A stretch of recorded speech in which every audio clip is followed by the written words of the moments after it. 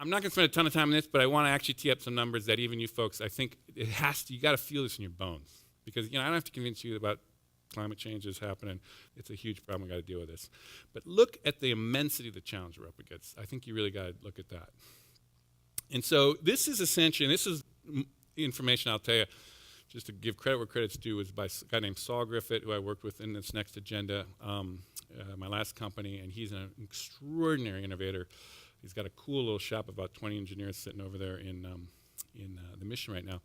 And he is devising all kinds of new clean energy kind of devices. But anyhow, he came up with these charts. I just want to say that.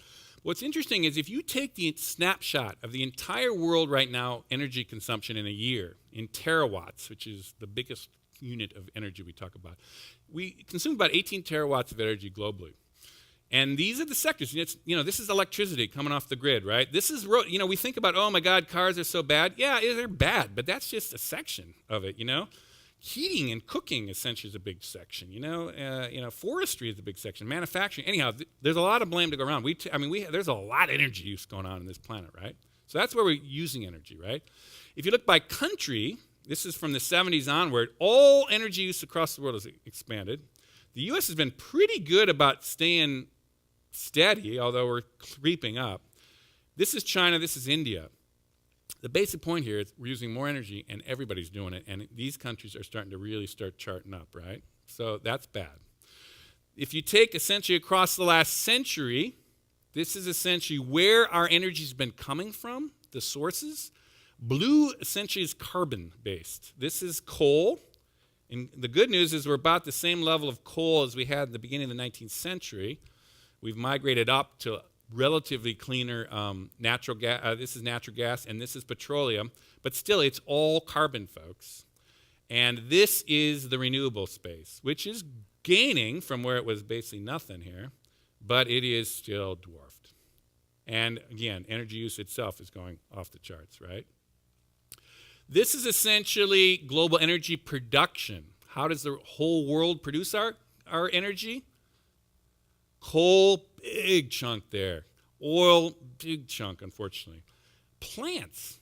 This is like Africa and these places. They're still burning plants, right? That's, this is climate change in, high gear here, folks.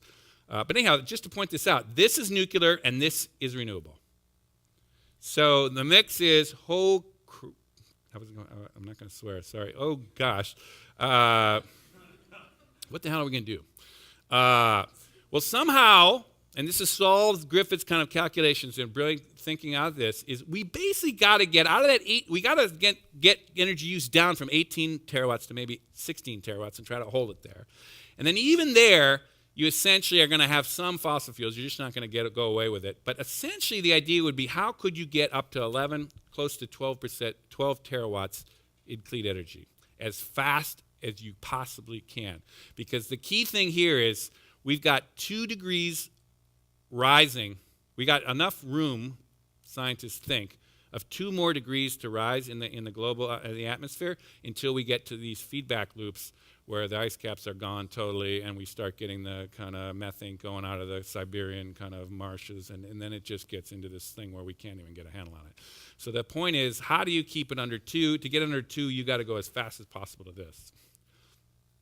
This is a proposed, within the next 25 years or so, you're going to have to somehow boost nuclear. This is something that drives a lot of progressive folks nutty, but it's a clean, from a point of view of climate change, is clean, and it's actually something you might have to think about for baseload. Anyhow, this is just a theoretical mix, but you got to do a huge build-out.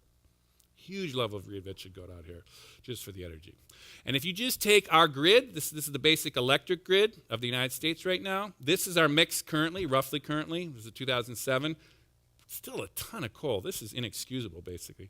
Natural gas is getting built out and replacing coal. This is this new clean coal, natural gas fields and the fracking and stuff that's going on. The only good side about that is that it will hopefully force out coal quicker than we thought.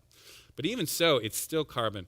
And so this is something that we got to be shooting for in the next 30 years or so.